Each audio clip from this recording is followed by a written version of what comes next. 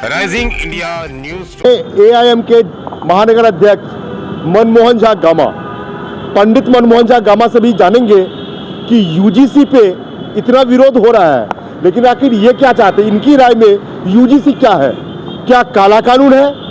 क्या यहाँ कुछ गिने चुने निजी विश्वविद्यालयों को फायदा मिलेगा? आखिर फायदा किसका है और नुकसान किसका है? देश का ये सवाल है, जनता का ये सवाल है। यूजीसी क्यों, किस लिए?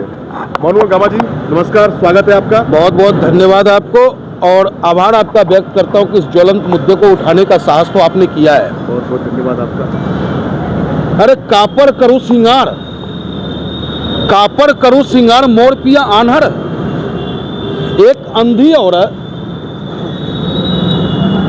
एक औरत जो है सिंगार तब करता है, सिंगार इसलिए करता है क्योंकि उसके पति को अच्छा लगे जी। लेकिन जब पति ही अंधा हो जाए तो सिंगार चाहे लाख कर लो, क्या खाक फर्क पड़ रहा है? वही हालात हिंदुस्तान के सवर्ण वर्गों का है। वोट किसको देगा? तो फूल को।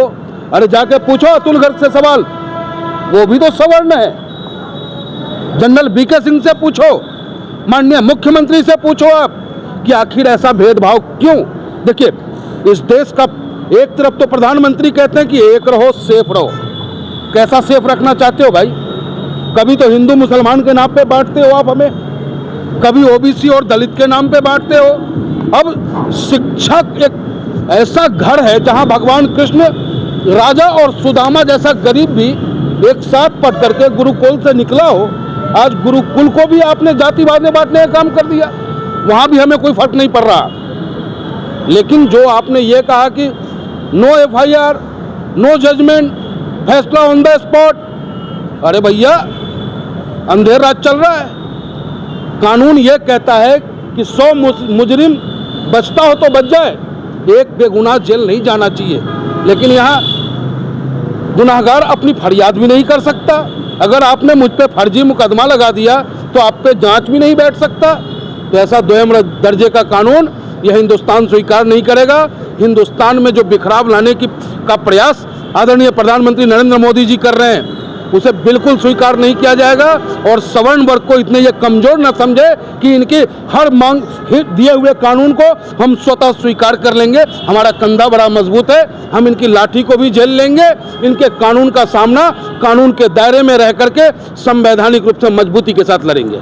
क्या आपको लगता है कि अभी जो सरकार काम कर रही है, ये कानून ये एक्ट वापस ले लेगी?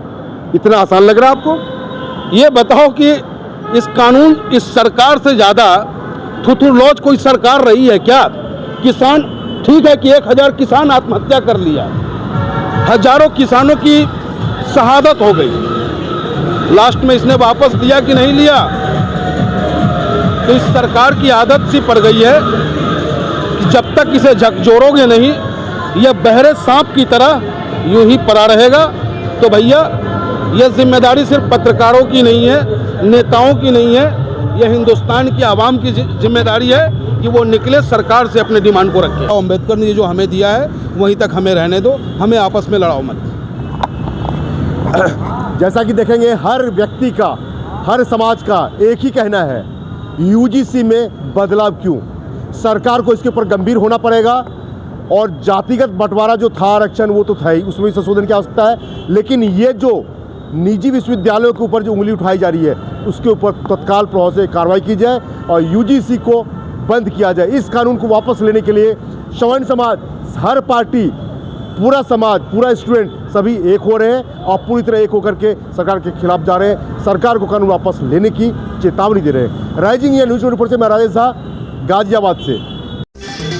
देश और दुनिया का सबसे तेजी से उभरता हुआ news channel rising India news 24 channel को सब्सक्राइब करें, लाइक करें और वीडियो को शेयर करें।